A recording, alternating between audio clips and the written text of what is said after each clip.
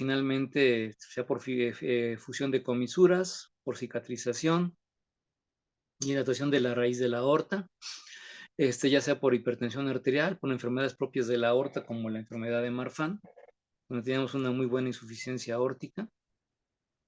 Puede ser por otro tipo de enfermedades inflamatorias, que finalmente vayan a provocar también engrosamiento de las paredes, de las paredes de la raíz de la aorta, desgarros, traumatismos torácicos por desaceleración también pueden provocar esto, enfermedad degenerativa de la válvula aórtica, que habitualmente se va a comportar como una estenosis aórtica, pero también este tipo de situaciones puede provocar una insuficiencia valvular, depende del mecanismo o cómo se vaya dando las situaciones.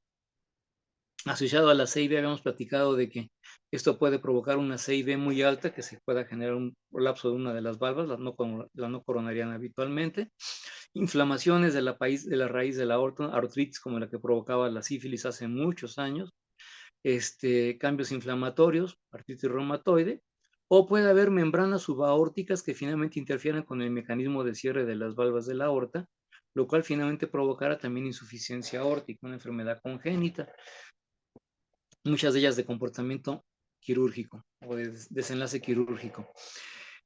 En el caso de la insuficiencia aórtica, ¿qué nos va a decir su fisiopatología? Vamos a encontrarnos que vamos a tener un regreso de sangre de la aorta hacia el ventrículo izquierdo.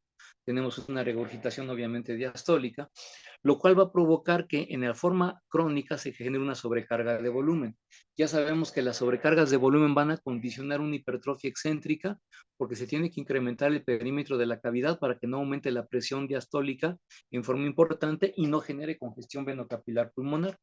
Entonces, en este caso, una insuficiencia aórtica a largo plazo va a provocar este tipo de fenómeno que finalmente, como dijimos, va a también estar acarreado con mayor masa. Y obviamente, esta dilatación del ventrículo izquierdo, a similitud como pasaba con la dilatación de la insuficiencia mitral crónica, tarde que temprano iba a provocar disfunción ventricular izquierda, tanto asociado a que no se iban a soportar ya los mecanismos de compensación a largo plazo, tanto porque finalmente aumentaba el estrés parietal diastólico y provocaba un aumento del consumo miocárdico de oxígeno, que como habíamos platicado, ese es un factor que va a generar isquemia miocárdica y tarde que temprano puede provocar que el paciente haga falla ventricular izquierda, como vamos viendo por acá. Obviamente, cuando el pacientito ya tiene un incremento de la presión telediastólica en un grado importante, va a provocar disnea como datos de congestión retrógrada. Por otra parte, otro punto importante del paciente con insuficiencia aórtica valvular es que este tipo de sobrecarga volumétrica, cuando se presentara la sístole, iba a generar un volumen latido importante. Ahorita vamos a ver parte de este tipo de esquema.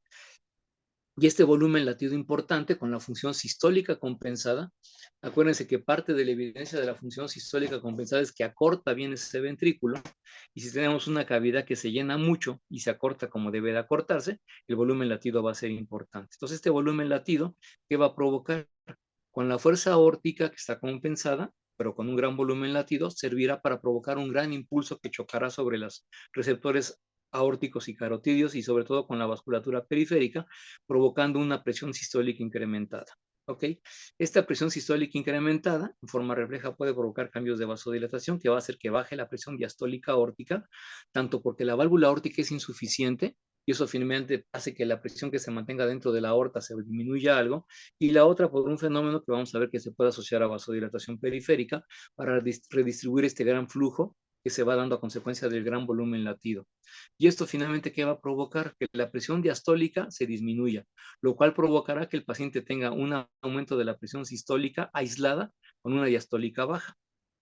Esta presión diastólica baja, como vamos a ver nosotros, va a afectar el gradiente de perfusión coronaria, tanto porque la diastólica baja disminuye como por la telediastólica puede incrementar. Y como vimos nosotros, esto puede favorecer que el pacientito también tenga otro factor para hacer isquemia miocárdica. Por otra parte, cuando uno tiene mayor volumen a nivel del ventrículo izquierdo y cuando se expulsa, el tiempo sistólico se va prolongando, y en contraparte el tiempo diastólico se puede ir disminuyendo, que también se suma como un factor para generar isquemia miocárdica. Por otra parte, podríamos pensar que ese tipo de pacientitos la diástole puede ser un factor benéfico, pero no es cierto.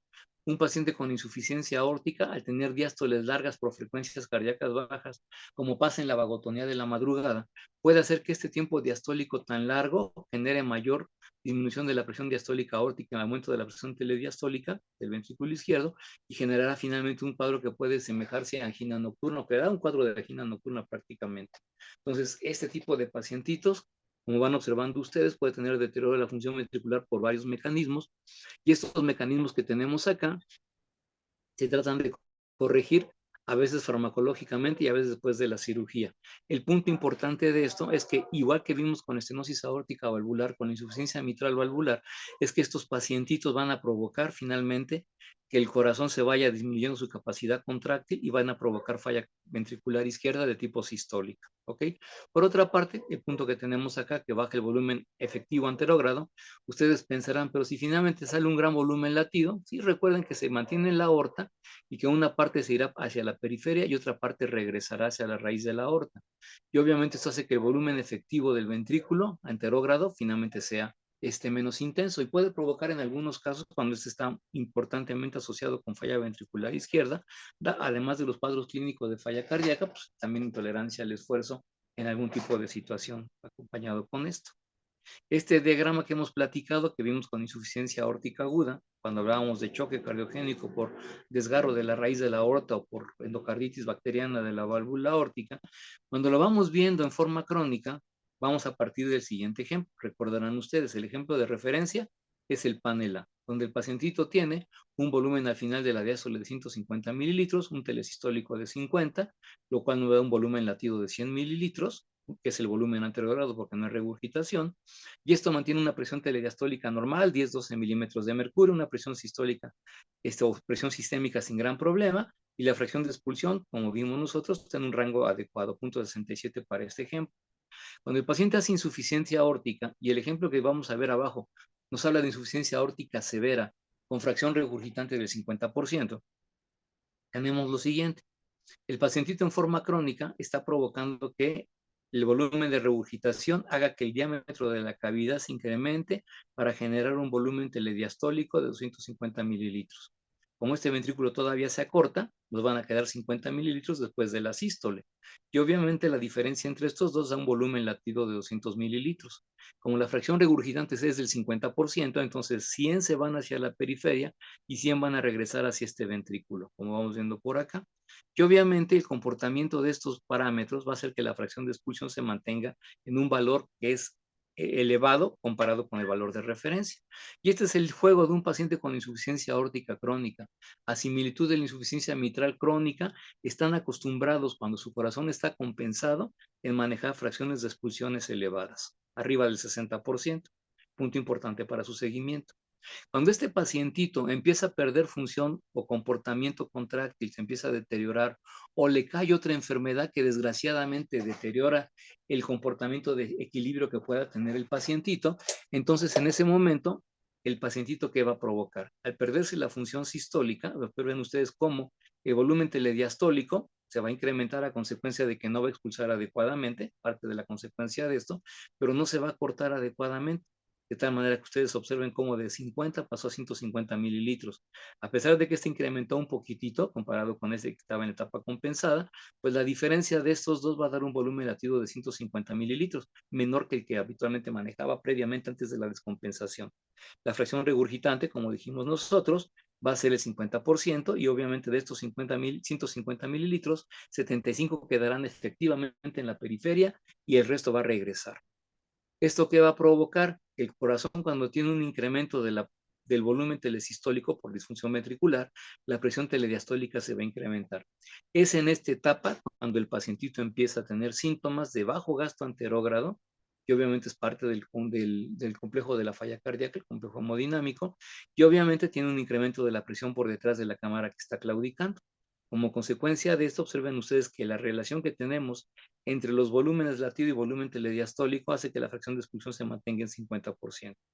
¿Qué está pasando? Que este 50% que aparentemente está adecuado para un corazón sano o sin gran deterioro, en el paciente con insuficiencia aórtica está augurando que la función ventricular se está deteriorando, porque debería estar en este valor. Algo muy parecido a lo que vimos en la insuficiencia mitral crónica. ¿Ok? Entonces, observarán ustedes que en estas etapas donde el paciente está todavía bien compensado, el paciente maneja una presión sistólica muy alta y una diastólica muy baja. Tenemos una hipertensión sistólica aislada. Cuando vieron hipertensión, les habrán platicado que la insuficiencia aórtica crónica puede ser una de las causantes de hipertensión sistólica aislada. Por otra parte, el pacientito cuando está en falla cardíaca, tal vez la presión sistólica empieza a disminuir, se va cortando la presión diferencial a consecuencia de que ese ventrículo ya expulsa menos eficientemente. Y después de que el pacientito lo pueden sacar de la falla cardíaca, así como hicimos con el paciente con insuficiencia mitral crónica que lo sacábamos de la falla cardíaca, observarán ustedes que desgraciadamente un ventrículo con insuficiencia aórtica ya deteriorado, que se deteriora por un cuadro agudo o por una evolución de la historia natural de la enfermedad, cuando lo sacamos de esa falla de descompensación, desgraciadamente no vuelve a su estado previo. Observarán ustedes comparado con el panel C, cómo el volumen al final de la diástole finalmente se puede encontrar en un volumen más pequeñito, pero el volumen telesistólico evidencia del deterioro de la función contráctil se incrementa.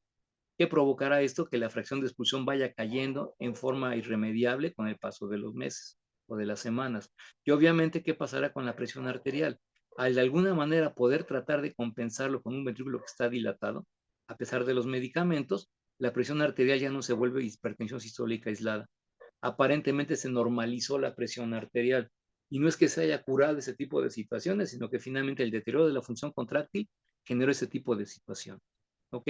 En la etapa compensada, como ustedes van observando, este paciente tiene un volumen latido de 100 mililitros, persiste con la fracción regurgitante de los 50%, y de estos 100 se quedarán efectivamente 50, los cuales van a ser poco eficientes para tratar de mantener la circulación periférica y empiezan a haber datos de hipoperfusión o de bajo gasto anterógrado, ¿ok? Y obviamente en la etapa compensada, la presión capilar pulmonar o la telediastólica del VI se mantiene en un rango compatible con no congestión pulmonar, pero ya finalmente expensas de que el pacientito ya está entrando en un estado de más descompensación. Quiere decir esto que una vez que un paciente con insuficiencia aórtica crónica se deteriora, la progresión hacia deterioro es muy rápida. Y ese es otro punto importante para seguir estos pacientes. Como habrán visto, con la insuficiencia mitral no nos preocupaba mucho eso, con la estenosis tampoco. Y con la estenosis aórtica sí nos preocupaba que hubiera disfunción ventricular, porque también su progresión a una mortalidad importante también se iba incrementando. Con la insuficiencia aórtica pasa una situación muy similar. ¿Ok? El paciente que tiene insuficiencia aórtica, cuando vimos pulsos periféricos, hablamos del pulso de Corrigan. El paciente que tiene insuficiencia aórtica tiene muchos síntomas periféricos. Uno de ellos, el cambio de la presión arterial. Ya vimos que se puede detectar por el simple hallazgo de hipertensión sistólica aislada y empezar a buscar soplos cardíacos en el pacientito. ¿Ok? Entonces, en este caso, el pulso de Corrigan se explica fácilmente porque el gran latido ventricular, por el gran diámetro del ventrículo al final de la diástole, va a provocar un fuerte latido que finalmente va a dilatar rápidamente los vasos arteriales periféricos y obviamente tenemos un rápido ascenso del pulso carotidio. O también puede ser a nivel del pulso radial. Este gran incremento del pulso finalmente se redistribuye rápidamente, lo cual hace que caiga rápidamente este pulso, lo cual me va a dar el aspecto del pulso altus et celer que platicábamos cuando hablábamos de pulsos. En el caso específico de la insuficiencia aórtica, este tipo de pulso altus et celer o tipo de pulso saltón o pulso en martillo de agua se le conoce como pulso de Corrigan. ¿Ok? Que obviamente es muy característico cuando uno lo va detectando.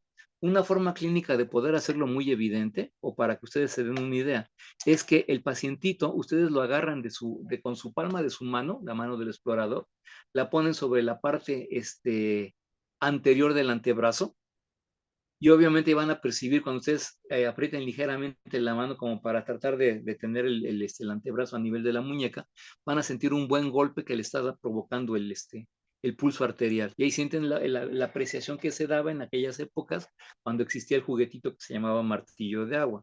¿Ok? Ese es el tipo de percepción que tenemos con este tipo de pacientitos. El pulso de Quinque o Quinque finalmente es un dato que finalmente lo van a ver ustedes a nivel de las uñas del paciente, habitualmente de miembros superiores, que son más fáciles de acceder. ustedes agarrarán la mano del paciente con insuficiencia aórtica valvular severa y la van a poner viendo ustedes el lecho unguial a los ojos del explorador. En ese caso, la mano que está ahí puesta sobre la mesa o algún otro tipo de situación, con el dedo del explorador agarran y comprimen la zona de de la punta del dedito, algo parecido a esto. Tienes aquí el dedito del pacientito, aquí tiene su uña del pacientito, y obviamente cuando ustedes ponen su dedito de este lado y comprimen esta zona, si quieren hacerlo, van a ver que va a aparecer una zona pálida. Esta zona pálida es a consecuencia de la compresión de su dedo, y tienen entonces una uña que tiene una parte rosada y una parte pálida. El pulso de Quinque se va a manifestar porque el flujo que tenemos acá va a empujar con cada sístole, de tal manera que da la idea que esta zona de delimitación de lo que es blanco o que es con poca sangre y lo que tiene la rosadito de la uña, va a empezar a moverse hacia adelante y hacia atrás, como si fuera la marea de la playa. De ahí el nombre de pulso capilar o marea capilar como el signo de Quinque. Acuérdense ustedes, estos pacientes manejan presión sistólica muy alta, lo cual puede favorecer este tipo de comportamiento. ¿Ok? También van a ver un montón de signos que les van a referir los libros. Aquí son algunos de los más clásicos. Tenemos el signo de Muset. Este signo de Muset que tenemos acá, puede haber controversias de quién le puso a quién el signo, pero finalmente tiene que ver con una persona que hacía insuficiencia aórtica, que en aquella época era muy frecuentemente asociada a enfermedad por sífilis, aortitis sifilítica. Obviamente daba una buena insuficiencia aórtica en ese tipo de pacientitos, y obviamente la persona que tenía esto era un poeta español, el poeta Muset. También dicen que fue su hermano el que le puso el signo. Como haya sido, la persona tenía el bamboleo sistólico de la cabeza. Era tan fuerte el golpe sistólico que al llegar a la cabeza movía la cabeza inclusive. Y obviamente este bamboleo sistólico de la cabeza parecía como que si la persona estuviera diciendo todo el tiempo que sí, asintiendo con su cabecita. ¿Ok? Podemos tener el signo de Dugosier, donde finalmente se coloca el estetoscopio sobre las arterias femorales y se puede percibir un soplo sistólico y diastólico cuando comprimimos con el estetoscopio sobre la arteria. Y obviamente este tipo de fenómeno de que va y viene tiene que ver con el comportamiento de la insuficiencia aórtica, un gran golpe sistólico y una gran redistribución que se va regresando hacia la zona central. ¿Ok? Y obviamente este tipo de signo de Dugosier, pues también sigue siendo un dato muy característico. Punto importante, hay que buscarlo a nivel de las femorales y se puede encontrar sin gran problema cuando tengan un paciente con insuficiencia aórtica. Podemos encontrar otro signo que también es importante detectar, el signo de Hill, también nos ayuda mucho a hacer el diagnóstico de insuficiencia aórtica por el régimen periférico de esta patología. Y aquí en este caso, ¿qué es lo que vamos a encontrar? Recordarán ustedes que cuando tienen un pacientito que están midiendo la presión arterial y van a buscar enfermedad arterial periférica y complicaciones de la presión arterial, usan un índice tobillo-brazo, donde ustedes miden la presión arterial a nivel de la humera y la presión arterial a nivel de las arterias de miembros inferiores. Bueno, este tipo de situación, como ustedes acordarán, nos va a provocar habitualmente que la presión sistólica de miembros inferiores sea más alta que la de miembros inferiores. Sin embargo, como consecuencia de este tipo de pacientitos de insuficiencia aórtica, la presión sistólica en las piernas es mucho más grande comparada con la de los brazos. Y obviamente esa diferencia de más de 30 milímetros de mercurio es lo que caracteriza el signo de Hill, que traduce ese tipo de comportamiento hipercinético que tiene la circulación con la insuficiencia aórtica. Se van a encontrar más signos en la literatura, algunos son medio llamativos como si fueran fenómenos de circo. Si ya de por sí el pulso de Quinque y el de Muset también son llamativos, el paciente que también tiene insuficiencia aórtica hace una cosa que es el equivalente del pulso del signo de Muset, pero a nivel de la garganta. Ustedes pueden agarrar al paciente con insuficiencia aórtica, le piden que abra su boquita y van a ver cómo la úvula se mueve hacia adelante y hacia atrás con cada latido. Como les digo, se ven así bastante característicos, bastante llamativos. Y un punto importante, un pacientito con insuficiencia aórtica con signos periféricos siempre va a llamar la atención para que le hablemos a otro médico y el otro médico vaya a revisar al paciente y diga, ah, mira, sí tiene tal cosa y etcétera, etcétera. A veces cuando hacemos eso, también es importante respetar al paciente. El paciente se siente como si estuviera en un círculo y estuvieran mirando todos ellos. Entonces siempre hay que hacerlo con el mayor respeto posible. Y cuando tengamos un paciente con insuficiencia aórtica con signos periféricos, pues Finalmente, como ya vimos nosotros, en medicina hay que compartir hallazgos para que la gente vaya aprendiendo. Se puede hacer ese tipo de situaciones, pero finalmente explíquenle al paciente que porque estos tipos de signos son más raros de encontrar en la clínica habitual y eso les ayuda a que los podamos detectar. Hay un signo que algunos refieren, algunos norteamericanos, lo refieren como el signo de Lincoln, haciendo referencia al expresidente Abraham Lincoln. Si ustedes conocen algo de la historia de Estados Unidos en este tipo de episodios, en la Guerra de Secesión, y conocen algo del expresidente Abraham Lincoln, habrán visto que era una persona muy alta y muy delgada. Los historiadores médicos coinciden en que ese tipo de fenotipo del expresidente es un fenotipo muy parecido al síndrome de Marfan, que no sé si lo vieron cuando vieron enfermedades de la aorta, que tuvieron que haberlo visto, pero finalmente es una enfermedad congénita que se que se manifiesta porque tenemos alteración de la rigidez de la colágena del tejido intersticial. ¿Eso qué va a provocar? Que a nivel de la aorta vaya habiendo dilatación de la raíz de la aorta. Y ese tipo de pacientes tienen un fenotipo de pacientes muy grandes, muy delgados, tienen muchas otras complicaciones, pueden tener luxación del cristalino, eso los obliga a utilizar aparatos para ver lentes, y también van a tener otros datos como aranodactilia y cosas parecidas a esas. Este tipo de pacientitos, como ya vimos, puede provocar insuficiencia aórtica. Y aquí lo que les llevó a la gente a pensar que tuviera insuficiencia aórtica, a pesar de que no había eco, a pesar de que no la habían escuchado, y a pesar de que el presidente se murió por un plomazo, a pensar que tenía insuficiencia aórtica, porque finalmente hay una foto que toma, en la Casa Blanca toman fotos de los presidentes cuando están en cargo, y habitualmente los ponen ahí sentaditos o paraditos junto a un pedestal o alguna cosa parecida.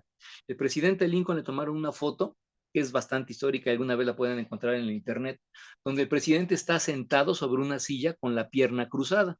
Le tomaron una fotografía para poder lograr pues finalmente el cometido de la toma fotográfica. Y obviamente cuando ustedes van viendo esa fotografía, van a fijarse que todas las partes del presidente se ven más o menos nítidas cuando tomaron la fotografía. Recordarán ustedes que en aquella época las películas fotográficas eran bastante chafitas, digo, era lo que había en aquella época, y para poder lograr una foto nítida, tenían que hacerse dos situaciones, una buena luz y la persona tenía que estar inmóvil por un tiempo mayor que el que pueden ustedes lograr con una cámara actual, incluso con su celular. Entonces, como consecuencia, había un tiempo de exposición muy grande.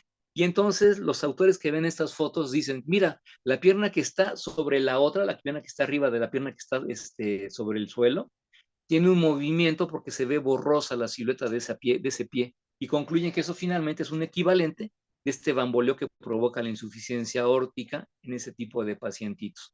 Y por eso le ponen el nombre del signo de Lincoln, pensando en ese tipo de situación, como les platicaba. Corroborar de que tuviera esta enfermedad de Marfan es una suposición de lo que hacen las personas y obviamente por eso le atribuyen ese tipo de signo a la persona. Y hay otros tipos de signos más, pero con estos puede ser suficientes para poder detectar este tipo de comportamiento de insuficiencia aórtica valvular. ¿Ok? A nivel del corazón, ¿qué vamos a encontrar? Vamos a encontrar un soplo, que finalmente va a ser un soplo holodiastólico. Ya hemos platicado por qué se va a presentar este tipo de soplo. Lo vamos a encontrar habitualmente en el tercer espacio intercostal parasternal izquierdo, en el foco accesorio aórtico. Y se acuerdan cuando vimos las pláticas de auscultación que teníamos, la chance de estar pensando, buscando en esta zona y en esta zona, y viendo cómo se comportaban la intensidad de los soplos sistólicos y diastólicos para ver cuál fuera la que predominaba. Sin embargo, como hemos platicado, estos pacientitos tienen un soplo holodiastólico con un componente sistólico que puede ser mínimo y puede aparecer, ahorita platicamos cuál puede ser la situación, para que aparezca un componente sistólico. Obviamente estos pacientitos con la sobrecarga volumétrica que tenían provocaban, no lo que tiene esta placa, provocaban una mayor cardiomegalia.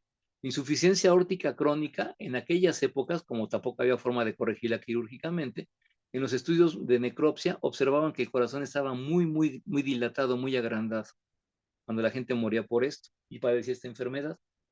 Y ese tipo de impresión que les daba el corazón, lo alcanzaron a etiquetar o le daban el etiquetamiento de que era un cor bovis, un corazón de bovino, porque finalmente habrá que tratar de pensar en lo siguiente. Si han tratado ustedes de comparar corazones de diferentes animales, el corazón del humano se parece mucho al corazón del cerdo, en el tamaño y en la morfología. Y el corazón de un bovino, no sé si lo hayan tenido la oportunidad de verlo, aquellos que se dedican a comer cosas horribles como vísceras, pues finalmente habrán visto que es un corazón muy grandotote. Y ese corazón muy grandotote era muy parecido al tamaño de lo que se observaba en un paciente que moría con insuficiencia aórtica crónica, ¿ok? ¿Eso que provocaba? Una gran cardiomegalia, y también provocaba o podía provocar cambios electrocardiográficos importantes como hipertrofia ventricular izquierda que estamos viendo en este tipo de electrocardiograma. ¿Ok? Bien.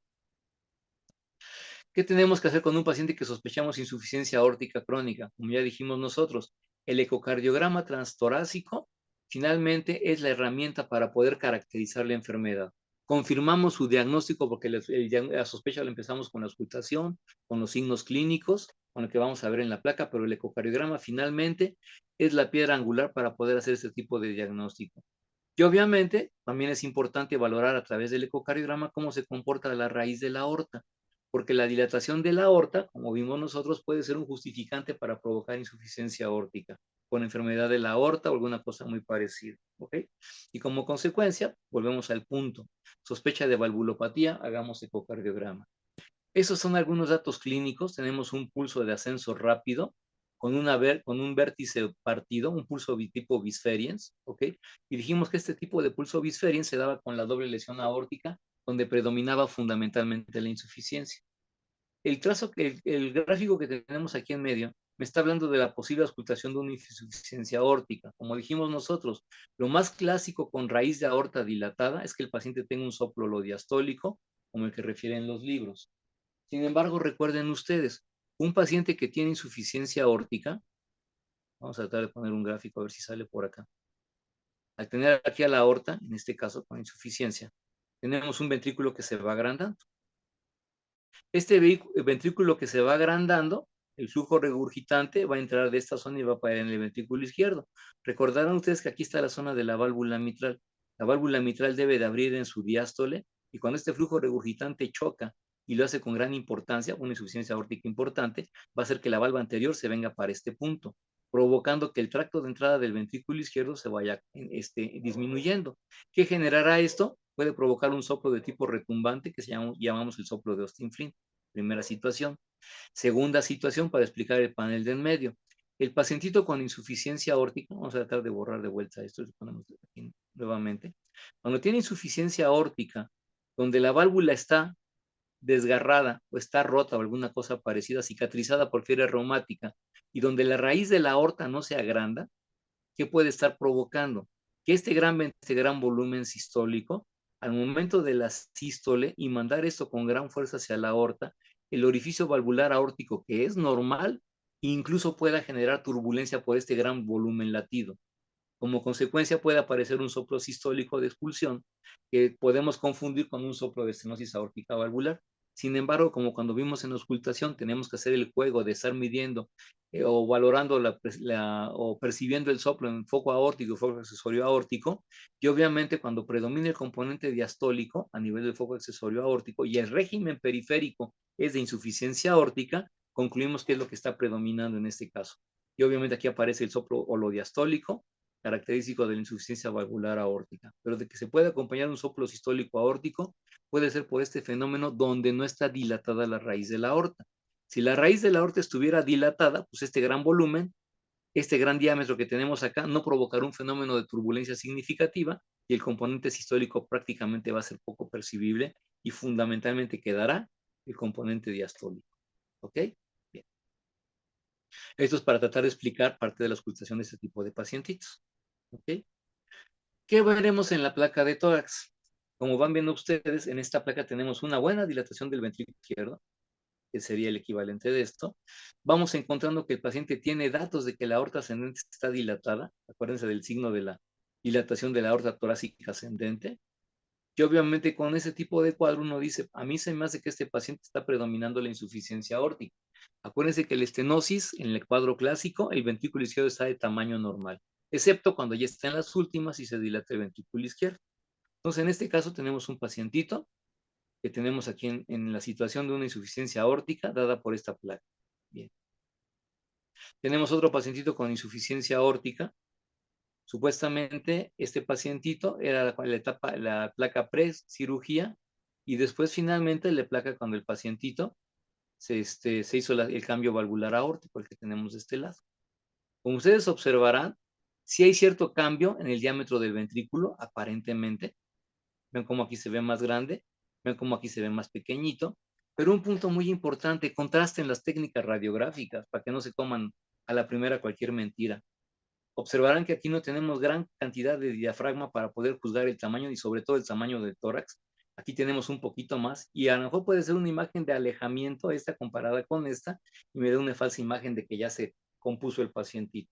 De que sí puede haber parte de regresión del tamaño de la cavidad ventricular, puede serlo, y el punto importante es esperar que eso se asocie con un mantenimiento de la función ventricular, que como ya les dije, cuando la insuficiencia aórtica se presenta, la va a deteriorar tarde que temprano. ¿Ok? Bien. Entonces esta queda aquí como una supuesta fake news para insuficiencia aórtica. Este es un electrocardiograma de un paciente con insuficiencia aórtica. Observarán cómo tiene cambios de hipertrofia ventricular izquierda. Contrasten aquí finalmente el índice de Sokolov positivo. Contrasten el índice de Cornell, también va a ser completamente alterado y sugestivo de hipertrofia. Y aparte tiene cambios del ST y de la onda T.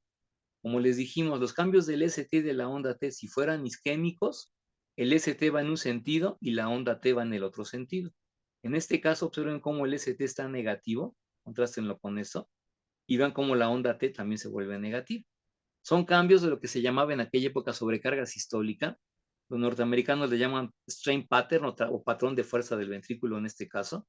Pero finalmente, como le quieran poner, estos cambios del ST de la onda T junto con el resto del cambio del electro lo acusa importantemente de hipertrofia ventricular izquierda. ¿Okay? Bien. Tenemos algunos ecocardiogramas, tenemos aquí una aorta bivalva, en este ejemplo. Tenemos aquí cómo se prolapsa la válvula de la válvula aórtica. ¿Ok? Tenemos otro ejemplo con insuficiencia aórtica, en este caso de por acá. ¿Ok? Y aquí tenemos en este caso una fuga central. Aquí acuérdense que es un corte a esto, donde estamos observando nosotros una estructura trivalvar. Aquí tenemos las tres valvas de la aorta. Es una imagen como el símbolo del Mercedes-Benz normalmente. Pero vean cómo la raíz de la aorta se encuentra dilatada. Y al estar dilatada en esta zona, provoca una fuga central, que es lo que ven como un patrón de colores aquí en esta zona. ¿Ok? Acuérdense ustedes que el patrón de colores que estamos viendo por acá, en el hospital lo ponemos siempre en el azul. Aquí la escala, pues finalmente es entre azul y amarillo, con tonos intermedios, y por eso se ve de esta manera. Pero finalmente son variaciones del mismo tipo de método. ¿Ok? Tenemos otro ejemplo con insuficiencia aórtica. Observen cómo la raíz de la aorta está dilatada. No le estamos midiendo, pero acuérdense, el diámetro de la aorta en este corte debe ser parecido al diámetro de la aurícula izquierda. Ven cómo está mucho más grande. Y en este punto observamos cómo se empieza a generar un flujo de mosaico de colores que finalmente se va yendo de la aorta, perdón, hacia el ventrículo izquierdo. ¿Ok? Entonces también estamos hablando de insuficiencia aórtica en esta imagen. Y como les platicaba, el ecocardiograma caracteriza muy bien el grado de insuficiencia porque mide parámetros muy específicos.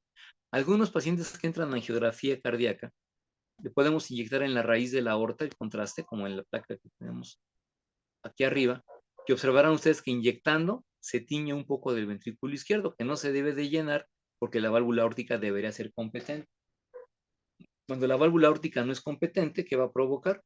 Va a provocar que en este caso haya cierto grado de fuga a nivel del ventrículo, como acá. Aquí se fuga un poquito más, en la que tenemos aquí abajo, que casi ni se aprecia en ocasiones. Esta es mucho más fácil de apreciar. Vean cómo aquí inyectamos en la aorta y se pinta muy importantemente el ventrículo. Y en este último caso de insuficiencia aórtica severa, se inyecta en el ventrículo y en vez de quedarse el contraste dentro de la raíz de la aorta en forma importante, como en el caso de arriba a la izquierda, vean cómo rápidamente se destinta la aorta y se pinta mucho la cavidad ventricular izquierda. Obviamente, ese tipo de valoración subjetiva de insuficiencia aórtica era lo que se hacía en las épocas del cateterismo inicialmente. Ya vimos nosotros que se puede encontrar trazos de presión arterial donde encontramos que la presión diastólica disminuye importantemente y la presión sistólica tanto del ventrículo como de la aorta se mantienen prácticamente igualadas, lo cual, como les decía, va a dar el comportamiento de hipertensión sistólica aislada. Vean el rango de la escala. Aquí el valor de la presión sistólica está en cerca de 160 a 180 por milímetros de mercurio, y el rango de la diastólica que tenemos acá, a nivel de la arteria femoral, lo tenemos en cerca de 70 unidades, 80 unidades. Y como consecuencia, observan ustedes esa gran diferencia, esa gran diferencial, que es característica en este caso de la insuficiencia aórtica valvular. Esta tablita nos habla de la historia natural del paciente con insuficiencia aórtica y nos va diciendo que el pacientito, estando asintomático, y manteniendo la función sistólica normal con insuficiencia aórtica crónica, para que progrese a síntomas o algún dato de disfunción ventricular izquierda, lo hace en menos de 6%, bastante lenta para ese tipo de patologías. Sin embargo, este pacientito puede hacer disfunción izquierda en la etapa C, o sea, en etapa C2 en este caso, puede ser severa pero asística, y esto lo hace en menos de 3.5% de los casos. Como consecuencia, el pacientito tiene una evolución bastante tardía, ¿ok? Y para que el paciente se asocie con muerte súbita en esta etapa de su evolución, finalmente es menos del 0.2% por año, por estadística. Como consecuencia, esta enfermedad en esta etapa compensada mata menos a los pacientitos. Es muy benigna en ese sentido. Un punto muy importante. ¿Se acordarán que la insuficiencia mitral del pacientito en clínica podía llegar asintomático? ¿Por qué? Porque la insuficiencia mitral crónica provocaba que tolerara adecuadamente el ejercicio. La insuficiencia aórtica crónica también hace la misma situación. El paciente lo podemos encontrar en ocasiones cuando venga con nosotros porque tiene un soplo diastólico y hacemos el resto del protocolo y concluimos que tiene insuficiencia aórtica.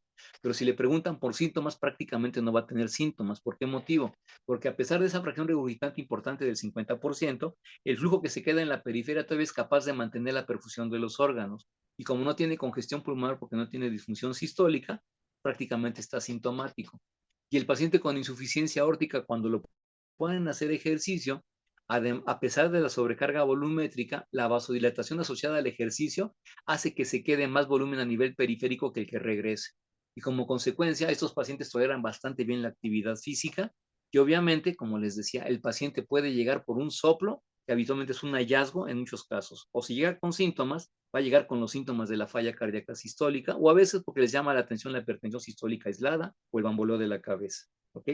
Cuando el paciente está asintomático con una enfermedad importante y estamos en etapa C, el pacientito para que empiece a manifestar síntomas cardíacos lo hace rápidamente, lo hace en 25% por año, o sea, rápidamente en menos de 4 años el pacientito ya con insuficiencia aórtica y disfunción ventricular ya se vuelve muy sintomático. Y una vez que el paciente está sintomático, por los que les platicaba del deterioro de la función ventricular, su tasa de mortalidad, como van viendo ustedes, es arriba del 10% por año. Tal vez mata menos que la estenosis aórtica valvular, pero finalmente es mucho más agresiva comparada con la enfermedad valvular mitral.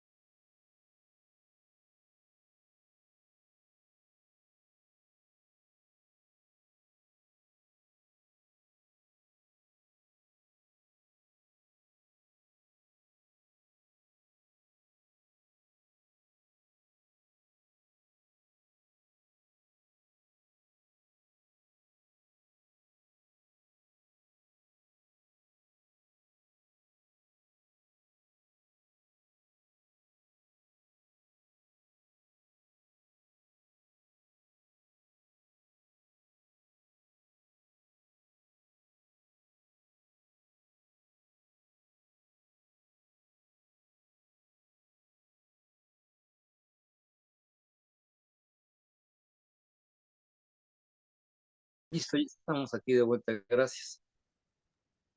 ¿Se me deja compartir pantalla? Y esto ya está, muy bien, gracias. Vamos a la pantalla. Comenzamos a compartir, ya se puso en verde. Estábamos con la aórtica. Entonces les platicaba, estos pacientitos hacen una mortalidad rápida una vez que la función ventricular se encuentra deteriorada y ese es un punto muy importante. En esas etapas vale la pena tratar de corregir rápidamente este tipo de pacientitos. Ok, bien. Esta es la tablita que estamos viendo con la insuficiencia aórtica crónica. Como platicábamos, tenemos los 4 estadios. El estadio C, perdón, es decir, que él platicaba que es una enfermedad severa catalogada por estos valores hemodinámicos. Como ustedes observarán, se parecen mucho a los valores que usábamos en la insuficiencia valvular aórtica. Un flujo regurgitante que va de una cavidad a la otra, el volumen regurgitante en este caso, la fracción regurgitante, el tamaño del orificio regurgitante y obviamente, como están viendo, van viendo ustedes o la vena contracta, como estarán ustedes comparando, si es que tienen los datos para poderlo comparar. Aquí los parámetros de vena contracta o de orificio regurgitante son más pequeñitos comparado con la insuficiencia mitral, pero es entendible porque las presiones entre una cavidad y otra son distintas, que obviamente con un orificio de cierto tamaño pero con mayor presión, la repercusión es mucho más grande. Por eso se hacen este tipo de correcciones. Finalmente, no se preocupen, el punto es esto. Tenemos los valores ecocardiográficos que me hablan de severidad, y así como vimos con la enfermedad valvular aórtica estenótica o la insuficiencia mitral, nos encontramos también nosotros el punto de la C1 y la C2, o sea, pacientes que tienen ese tipo de comportamiento hemodinámico o ecocardiográfico y que finalmente pueden tener la fracción de expulsión conservada con la FEBI arriba del 55% y obviamente como es una definición de C1, el paciente está asintomático, no tiene datos de insuficiencia cardíaca, intolerancia al esfuerzo o congestión pulmonar y el pacientito tiene la evidencia, como les he vendido, de que tiene una fracción de expulsión de arriba del 55% o un volumen al final de la sístole de menos de 50 milímetros. Obviamente este corazón sí se espera que sea grande, pero a este valor de arriba del volumen telediastólico, finalmente debe ser un corazón de tamaño más o menos adecuado. Y cuando el pacientito tiene, en este caso, el volumen, el diámetro telediastólico incrementado, más de 50 o 25 indexado, pues finalmente con FEBI reducida, cualquiera de estas dos cosas o asociadas, el pacientito ya está en la etapa C2, lo cual me indica que la disfunción ventricular ya está presente y que el pacientito rápidamente se va a volver sintomático y obviamente su pronóstico se va a hacer más sombrío porque va a tener ya cuadros clínicos de falla cardíaca. Obviamente el estadio D, como vamos viendo por acá, tenemos los mismos parámetros hemodinámicos de la situación, puede mantenerse o no con disfunción ventricular evidente, pero ya el paciente ya tiene síntomas de disnal esfuerzo o angina asociado a la nocturna, por ejemplo, o tiene síntomas bien francos de falla cardíaca sistólica. ¿Ok? Así más o menos se catalogaría la situación. El consenso europeo nos dice que el paciente que tiene insuficiencia aórtica, primer punto que tenemos que estar valorando es cómo se comporta la raíz de la aorta, que es un punto muy importante que puede generar insuficiencia valvular aórtica. Cuando el paciente tiene alargamiento de la raíz de la aorta, tiene agrandamiento de esa situación, pues finalmente el paciente es candidato para pensar en cirugía de primera entrada. ¿Ok? ¿Por qué motivo? Porque finalmente no va a salir con medicamentos el pacientito y como ya vieron en la enfermedad de la arteria aorta, conforme la aorta se va dilatando, se va progresivamente incrementando más su diámetro, de tal manera que esto finalmente tiene que acabar en cirugía. Y obviamente ya tenemos enfermedad de la raíz de la aorta, junto con insuficiencia aórtica con deterioro posible de la función ventricular. Cuando el paciente no tiene agrandamiento importante de la raíz de la aorta, pues finalmente si tiene una insuficiencia aórtica que no es severa, que no está en estadio C, sino que está en estadio B, finalmente se hace seguimiento. Cuando el paciente tiene insuficiencia aórtica en estadio C o en estadio D en este caso, obviamente aquí tenemos que valorar síntomas. El que tiene síntomas es obviamente el estadio D, como dijimos, cualquier patología valvular severa, sintomática, llega a cirugía. Y como vimos por acá también, los europeos nos van diciendo, si tu diámetro de tu corazón se va incrementando en forma importante con estos parámetros de referencia, ¿ok? El ventrículo izquierdo está dando datos de compromiso y como consecuencia de eso, los valores que platicamos hace un momentito se aplican y diciendo, si ya tiene evidencia de disfunción ventricular, tiene que entrar a cirugía, y si de alguna manera el ventrículo todavía no está muy dilatado y no tiene síntomas, el estadio C, le hace la intervención de vigilancia del paciente. ¿Ok? Hola, doctor, disculpe, creo Sí. que está un compañero esperando en sala de espera. Y tengo que ya darlo de alta. Déjame, Ajá, déjame tratar de entrar porque ahora sí no sabía de eso. Discúlpame. sí, ¿Qué no, no, tengo que no, hacer? a Déjame usted, ver qué tengo. gracias. ¿Qué le pongo aquí en más? Sí. Y le pongo acá. Seguridad configurada, audio, levantar la mano. No, aquí no es de este lado. Si me van orientando, ¿qué tengo que En hacer aquí? participantes debería de salirle, Ah, porque ya sí, ya vi el logo de participantes. justo, Espérame. ahí salen como las solicitudes de los participantes. Ahí está. Entonces pongo, tengo que admitir a 2 gentes. Esa no Ajá, me lo justo. sabía. Perdón, disculpen ustedes. No, no, no, a usted, doc, Ya, gracias. ya quedó, no era mala onda. Ya quedar, ya están todos ahí unidos. Perfecto. Ahora sí no sé cómo salir de esa pantalla dividida, pero déjame ver cómo le hago. Creo que ya salimos. Ok, perfecto. Entonces, finalmente, como van viendo ustedes, el tratamiento del paciente en forma farmacológica es más o menos como el que sigue. En un paciente con estadios B y C, cuando está manifestándose como hipertenso, ¿qué es lo que se puede hacer? Manejar al paciente, como dicen los lineamientos, para bajar la presión arterial. O sea, se hace el manejo igual que el paciente hipertenso. ¿Ok? Y obviamente el pacientito que está en estados con disfunción ventricular o sintomático, ¿ok? Y el tratamiento para la fracción de expulsión reducida se hace como ya ustedes se los enseñaron, con inhibidores del sistema renina-angiotensina, IECAS o ARA2, y le pueden adicionar, si fuera el caso, el sacubitril, valsartán y el resto de los medicamentos que se utilizan para este tipo de situación, como nos dicen los lineamientos médicos. Pero obviamente, este es un manejo a largo plazo cuando él tiene un riesgo quirúrgico muy elevado, este tipo de pacientitos. Pero como van observando, prácticamente quedamos en la misma situación. Si el paciente se manifiesta hipertenso, tratamiento para hipertensión. Si el paciente no se puede operar y tiene datos de falla cardíaca, tratamiento de la falla sistólica. ¿Ok? Bien. Y obviamente aquí es el momento para pensar en cirugía, como hemos platicado. Este tipo de escalas tienen varios colores del semáforo, pero quedémonos con los que son los colores verdes. En un paciente que está con enfermedad valvular aórtica severa sintomática, estadio D, obviamente el pacientito tiene que manejarse con cirugía. ¿Ok? Y obviamente aquí se tiene que operar sin importar si la FEBI esté conservada o esté deteriorada. Al tener criterios de severidad, tiene que entrar a cirugía el pacientito. Por otra parte, el pacientito que esté en estados, pero con evidencia de disfunción ventricular izquierda, pues finalmente, ¿qué se tiene que hacer? Operar al paciente si no encontramos otra cosa que provoque la disfunción sistólica del pacientito. ¿Ok?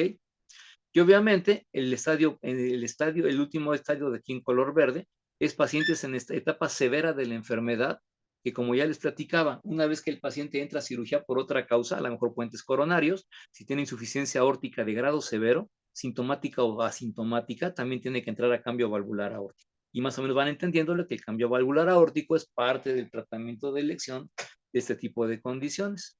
Acá tenemos el mismo situación de árbol de decisiones, algo parecido a lo que veíamos hace ratito, que está en flechitas, pero finalmente es la misma tipo de condiciones. ¿Ok? Y obviamente el pacientito que tiene enfermedad de la raíz de la aorta, como estamos viendo por acá, cuando es suficiencia aórtica severa o en enfermedad de la raíz de la aorta, ¿qué es lo que se hace? Sintomático con dilatación o insuficiencia aórtica severa, se debe entrar a cirugía. El paciente asintomático, cuando tiene depresión ventricular, también tiene que entrar a cirugía.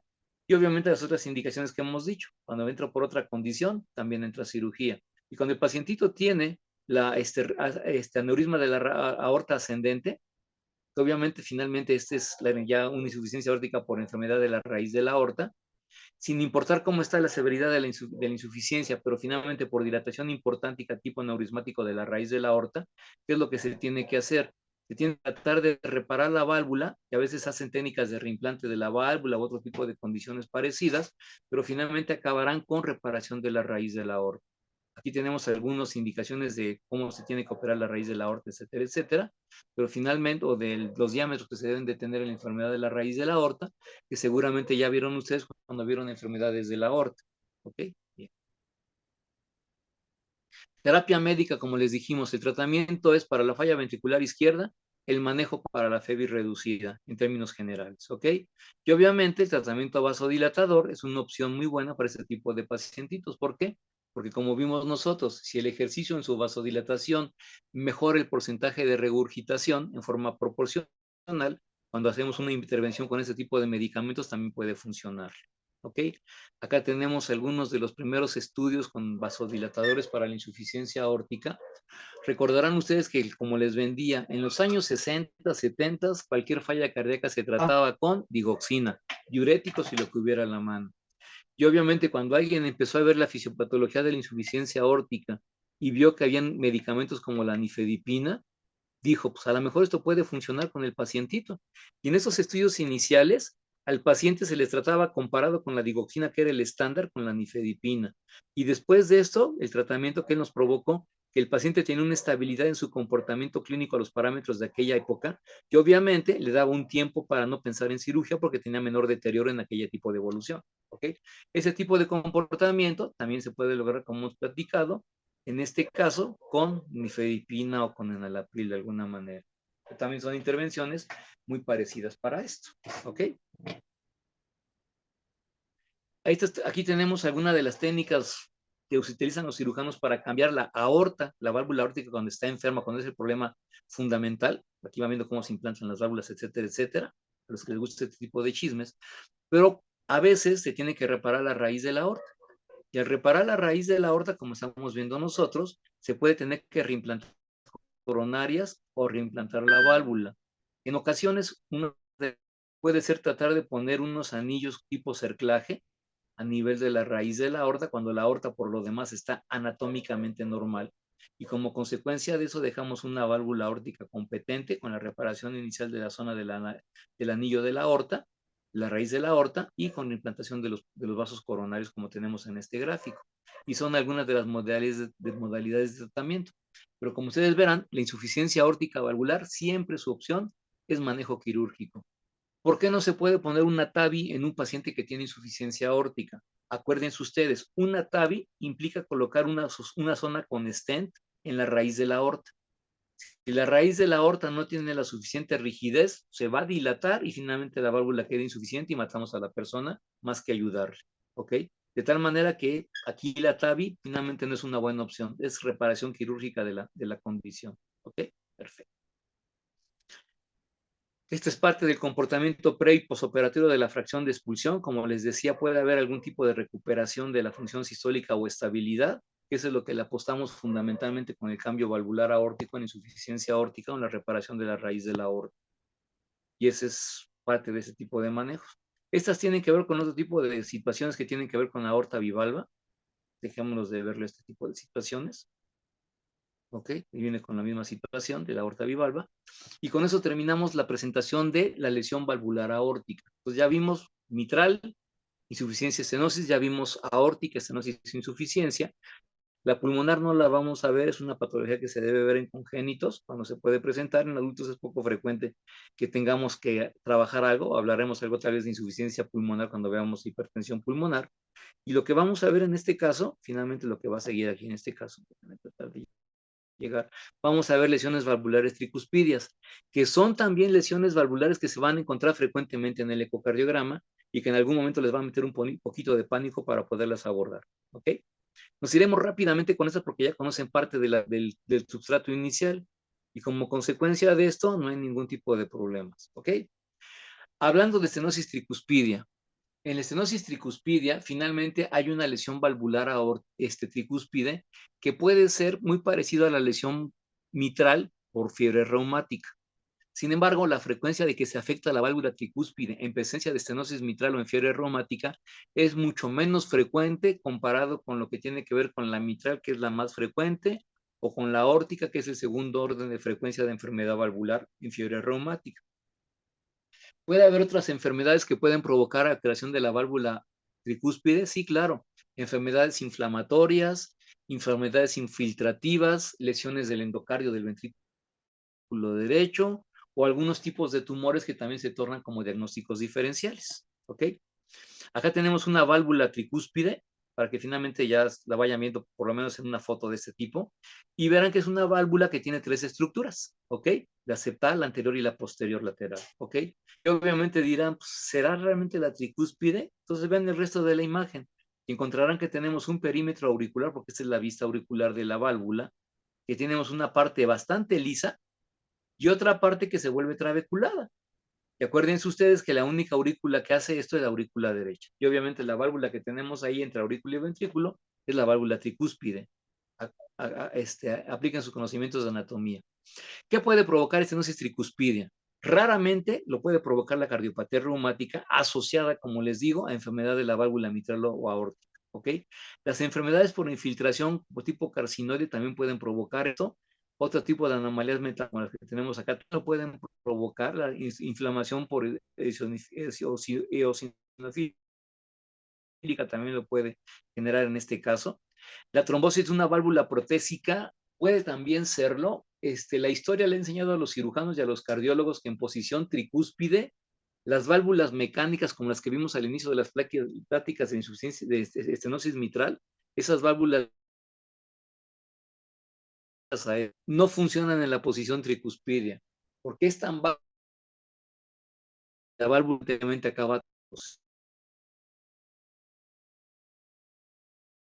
Lo que se puede colocar, puede hacerse estenótica, también puede serlo, pero también puede haber trombos, como les platicaba, por una válvula que se coloca.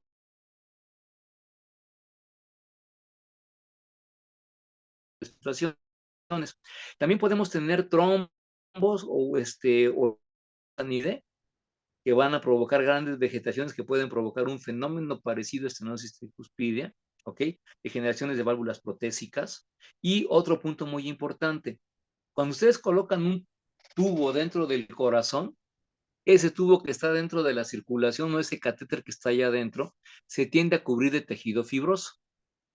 Ese tejido fibroso se tiene que anclar en algún tipo de demás tejidos del organismo. En el caso de los catéteres de marcapaso, estos se tienen que colocar obligadamente en la mayor parte de los casos a nivel del ventrículo derecho.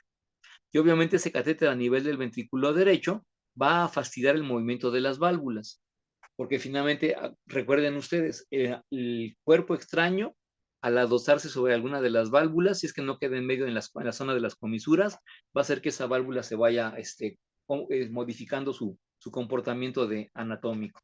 O sea, no va a cerrar, se va a quedar pegada a la pared junto con el catéter, o a lo mejor otro tipo de situación. El punto es que el tejido fibroso que se va a generar alrededor del catéter electrodo, se va a poder propagar a la zona de la válvula tricúspide y como consecuencia puede provocar que esto genere fusión de comisuras junto a ese tejido fibroso y también puede provocar estenosis tricúspide, ¿ok? Esto se puede presentar en catéteres de marcapaso, de desfibriladores, o por otra parte cuando ponemos un catéter que se ve un poquito más abajo de lo que debe de estar, y recuerden que los catéteres pueden migrar a pesar de que los haya puesto en una forma correcta al inicio, y esta migración del catéter también puede provocar el mismo tipo de fenómeno. ¿A qué me refiero en este punto? A los catéteres puertos para quimioterapia, que son más recientes en la evolución de la medicina actual. En el siglo pasado prácticamente no existía eso. O a los catéteres de hemodiálisis, que también son más son cuerpos extraños que pueden favorecer tanto infección como la presencia de fibrosis que puede afectar a la válvula tricúspide, dando un comportamiento de estenosis tricúspide. Ya veremos la clínica para que lo podamos de alguna manera tratar de buscar cuando tengamos un paciente con ese tipo de dispositivos dentro de su corazón. Por otra parte, los tumores dentro de la aurícula derecha, los mixomas fundamentalmente pueden provocar un cuadro que se parece a una estenosis tricúspide, y los tumores extracardíacos también pueden serlo. ¿Cómo van a ser estos tumores extracardíacos? Algunos pueden ser infiltrativos sobre la pared de la aurícula y pueden provocar un cuerpo extraño dentro de la aurícula, este es el primer ejemplo. Y otros tumores pueden ir migrando a través de la circulación venosa y llegar adentro de la aurícula izquierda. Hemos encontrado casos de tumores renales que van saliéndose del riñón y se van yendo, creciendo sobre la vena renal, llegando a la vena cava inferior, de ahí siguen creciendo y llegan a la aurícula derecha dando un cuadro parecido a ese tipo de estenosis tricúspide, ¿ok? Y obviamente cuando el cirujano abre el corazón para quitar el supuesto mixoma, se encuentra con que en la cava inferior hay más tejido tumoral y lo va siguiendo y dice, ok, esto viene del riñón, ok, pero puede ser también ese tipo de tumores extracardíacos. También acuérdense ustedes, el pericardio que constriña el corazón puede provocar una situación que también puede remediar una estenosis tricúspide. ¿Por qué motivo? Porque al constreñir el corazón aumenta la presión auricular derecha. Al aumentar la presión auricular derecha se transmite retrógradamente, dando un cuadro clínico muy parecido al de la estenosis tricúspide. ¿Ok? Bien. Acá tenemos una válvula tricúspide con fusión de comisuras. Nuevamente vean cómo es una aurícula que una parte es lisa y otra parte que es trabeculada, propia de la aurícula derecha. ¿Ok? Tenemos el orificio tricuspidio y el orificio tricuspidio habitualmente está alrededor de 4 a 6 centímetros cuadrados de área de flujo para un adulto. Como ustedes van viendo por acá, aquí el diámetro está mucho más chiquito por la fusión de las comisuras y obviamente esta pieza patológica pues, también tiene que ver con el concepto de estenosis tricuspide. ¿Ok? Tenemos otra vez una válvula tricúspide con fusión de las valvas, encruzamiento de los bordes libres de la misma. ¿Ok? Y hemodinámicamente, ¿qué representa una estenosis tricuspidia? Una alteración al flujo libre de la aurícula derecha al ventrículo derecho. ¿A través de quién? De su válvula tricúspide. ¿Ok? ¿Esto qué va a provocar? Que la presión dentro del atrio derecho se incremente. Este incremento de la presión se transmite fácilmente en forma retrógrada, tanto a venas cava superior como a vena cava inferior y sus dependencias de ellas. Provocará que a nivel abdominal que el paciente tenga líquido de ascitis, que pueda tener edema de miembros inferiores y otro tipo de tejidos, y obviamente el incremento de la presión venosa a nivel de cava superior puede provocar la pletora yugular que platicábamos nosotros, puede provocar también derrames pleurales, ¿ok? Y por otra parte, cuando tenemos una restricción para llenar el ventrículo derecho, el gasto anterógrado hacia la arteria pulmonar y el ventrículo izquierdo está impedido, lo que va a provocar disminución del gasto cardíaco a nivel de la periferia y eso provocará también síntomas de intolerancia al esfuerzo. Y por otra parte, la gran congestión de vísceras abdominales, junto con lo que va acompañado con la falla cardíaca y todo lo que sabemos que provoca humoralmente, hace que el paciente tenga un aspecto de desnutrición muy importante, lo vuelve muy caquético. ¿Ok? El punto que sigue aquí, que habla de poca congestión pulmonar, es fácil de entenderlo. Pero ¿por qué lo ponemos en consideración? Para lo siguiente. El que tenga poca congestión pulmonar es de esperarse por el comportamiento obstructivo. Pero como les vendía, el paciente con estenosis tricuspidia, cuando es de origen reumático, tiene acompañado obligadamente enfermedad mitral o enfermedad aórtica o mitroaórtica. Como consecuencia de eso ya vimos nosotros, las patologías izquierdas tarde que temprano provocarán hipertensión venocapilar pulmonar y congestión pulmonar. Cuando el paciente tiene esa coexistencia de patologías del lado izquierdo del corazón, de las valvulares, junto con esa estenosis tricuspidia, lo que va a llamar la atención es que el paciente va a tener mucha congestión química, pero pocos datos de congestión pulmonar. ¿Por qué? Porque la estenosis mitral, tricuspidia, perdón, acuérdense, sirve como una barrera para que finalmente no se congestione el lecho capilar pulmonar en forma importante, al no llenar adecuadamente al ventrículo derecho. Y obviamente va a haber intolerancia al esfuerzo. ¿Qué podemos encontrar en la exploración física con la estenosis tricuspidia? Que si el paciente está en ritmo sinusal, ¿qué se puede presentar a nivel del cuello? Una onda grande, una onda gigante, ya sabemos cómo podemos identificarla, lo vimos en las clases de pulsos.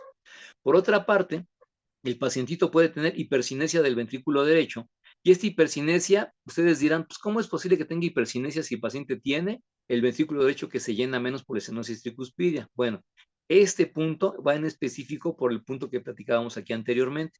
Como puede tener coexistencia de lesiones valvulares izquierdas, eso provocará cierto grado de hipertensión pulmonar y provocar un ventrículo derecho hipercinético. Se refiere eso en este punto.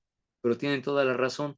Un ventrículo derecho que no se carga por estenosis tricuspidia pura no tiene por qué estar hipercinético, incluso menos tampoco hipertrofiado.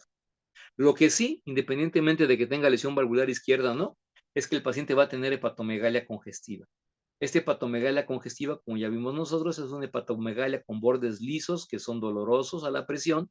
Podemos encontrar un pulso hepático presistólico, porque recordarán ustedes, la contracción del atrio, que es un fenómeno presistólico, cuando se contrae frente a una válvula tricúspide cerrada, hará que parte del flujo se vaya hacia el ventrículo derecho y parte del flujo regrese hacia la cava superior, que es lo que le da la onda grande, y hacia la cava inferior, provocando ese pulso hepático presistólico.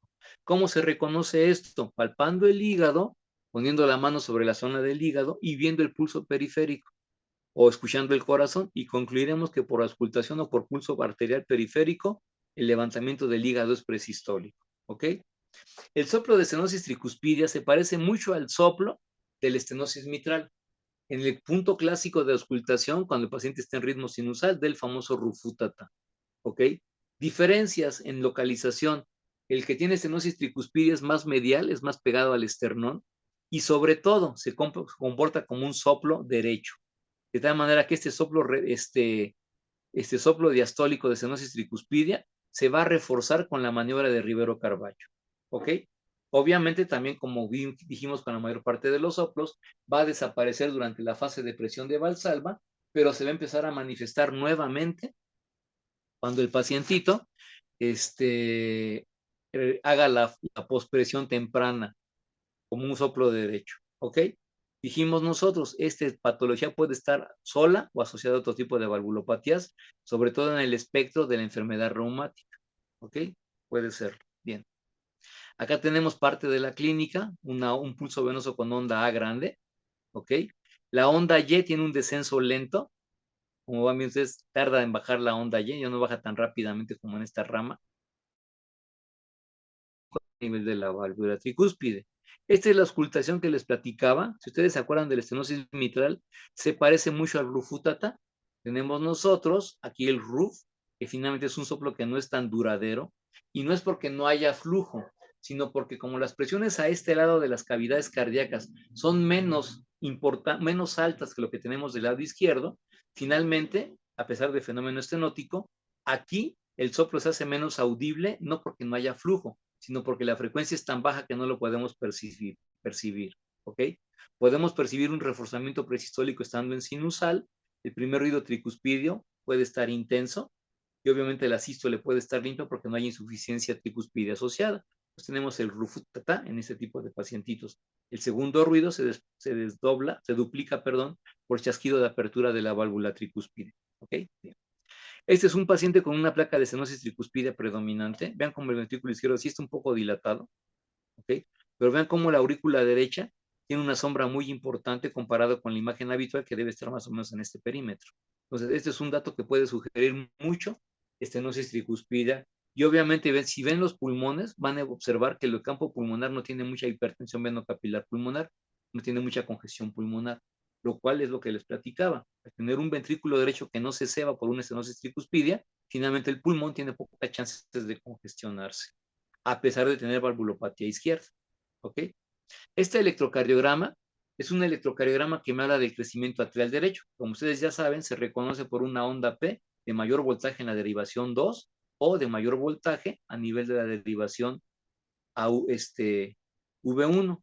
Sin embargo, aquí tenemos un voltaje negativo que sugiere compromiso auricular izquierdo. Y obviamente, como vimos en los ejemplos previos, puede haber coexistencia de enfermedad valvular izquierda de tipo reumático junto con la posible repercusión de estenosis tricuspidia reumática del lado derecho. Y obviamente los cambios electrocardiográficos pueden dar cambios de crecimiento de ambas cavidades atriales o de cavidad ventricular izquierda y obviamente aquí puede ser dudoso que aparezca un crecimiento ventricular derecho por el tipo de comportamiento tricuspidio o puede que sí aparezca. Pero finalmente, como van viendo ustedes, tenemos evidencia de otro tipo de situaciones en el electro que puede sugerir otro tipo de válvulas comprometidas. ¿Okay? Tenemos un ecocardiograma donde estamos observando aquí nosotros al ventrículo derecho, en esta parte del perímetro. Aquí tenemos una válvula tricúspide. Recordarán ustedes que las válvulas tienen que plegarse contra la pared. Y aquí en este caso, esta zona sí se pliega con la válvula septal. Pero esta válvula que tenemos acá, que es lateral, no se pliega adecuadamente, dando una imagen en embudo para la apertura de la tricúspide. Y observarán ustedes el perímetro de la aurícula derecha, que es todo esto, que está grande, y dirán ustedes, ¿y cómo sé que está grande? Compáralo con la izquierda que está de este lado. O sea, todo esto representa aurícula izquierda. Esto es ventrículo izquierdo. Y observarán ustedes que aquí tenemos un gran auriculón del lado derecho. ¿Ok? Bueno, cuando estos pacientitos les hacen la evaluación del espectro Doppler, de la válvula tricúspide, observarán un flujo turbulento que pase del atrio derecho al ventrículo derecho. Estas imágenes finalmente son imágenes de Doppler color, pero el libro que teníamos para esto es un Doppler que no tenía fotos en color, porque eran muy caras en aquella época. Pero finalmente aquí tenemos una imagen de un flujo tricuspidio alterado. Acuérdense ustedes, el flujo que entra sobre la válvula mitral o tricúspide es un flujo que hace un comportamiento parecido a esto. Aquí observarán ustedes que, a pesar de que pueda tener esta parte alta que indica el gradiente, el tiempo de caída, a diferencia de esto que es muy rápido, Aquí está retardado a consecuencia el fenómeno estenótico tricuspidio. ¿Ok? Y en este eco también tiene un flujo sistólico, que es este, que me daría de una lesión de insuficiencia tricuspidia. Y el eco finalmente concluye que tiene doble lesión tricuspidia. Pero aquí en este ejemplo era para tratar de ver el comportamiento de la estenosis de la válvula tricuspide. ¿Ok? Bien. Otro ejemplo ahora sí en color. Observarán ustedes aquí en este eje apical, aquí tenemos al ventrículo derecho, ventrículo izquierdo, tenemos aquí a la aurícula derecha, que es toda esta, contrástenla con la izquierda, que se ve un poquito también crecidita, pero finalmente predomina la aurícula derecha, que observarán como tenemos un jet de turbulencia a nivel de la válvula tricuspide que se va aproximando hacia la zona de la cavidad ventricular derecha. Si eso se viera en movimiento, queda bastante claro cómo se observa esto. El asunto es que estas imágenes fijas, pues obviamente tenemos que tratar de interpretarla de esta manera. El mismo ejemplo que tenemos aquí abajo es de estenosis tricuspidia.